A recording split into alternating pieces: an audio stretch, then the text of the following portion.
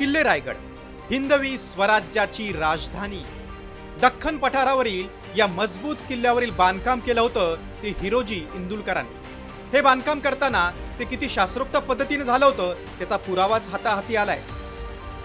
कुशावर्त तलाव, बाजारपेठ या भागात सुरू असलेल्या उत्खननादरम्यान पुरातत्व खात्याच्या हाती सौम्य यंत्र लागले. सौम्य यंत्र म्हणजे शिवकालीन होका यंत्रच. या यंत्रराजवर वरच्या बाजूला काही अक्षरं कोरलेली आहेत. मध्यभागी एक कासव आणि साप सदृश्य दोन प्राणी रेखाटले. त्यांचं मुख आणि शेपटी कुठल्या दिशेला असावी हे समजण्यासाठी वरील बाजूला मुख आणि पूंछ अशी अक्षरे सुद्धा कोरलेली आहेत. यंत्रराजचा वापर कशासाठी केला जायचा ते पाहूया. ग्रहतारांच्या अभ्यासासाठी आणि दिशांचा वेध घेण्यासाठी हे उपयुक्त होतं. प्राचीन कालखंडापासून वेळ मोजण्यासाठीच हे महत्त्वाचं यंत्र होतं. अक्षांश, रेखांश, कर्कवृत्त आणि विषुववृत्त यांच्या अभ्यासासाठी हे यंत्र वापरलं जायचं.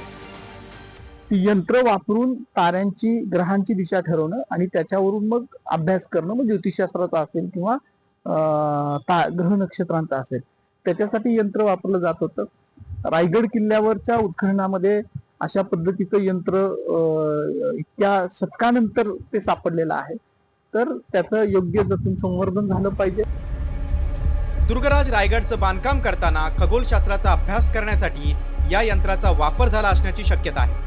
उत्खननातून मिळालेल्या या यंत्रराजमुळे भविष्यात संशोधकांना मोठी मदतच होईल. ब्युरो रिपोर्ट, साम टीव्ही न्यूज.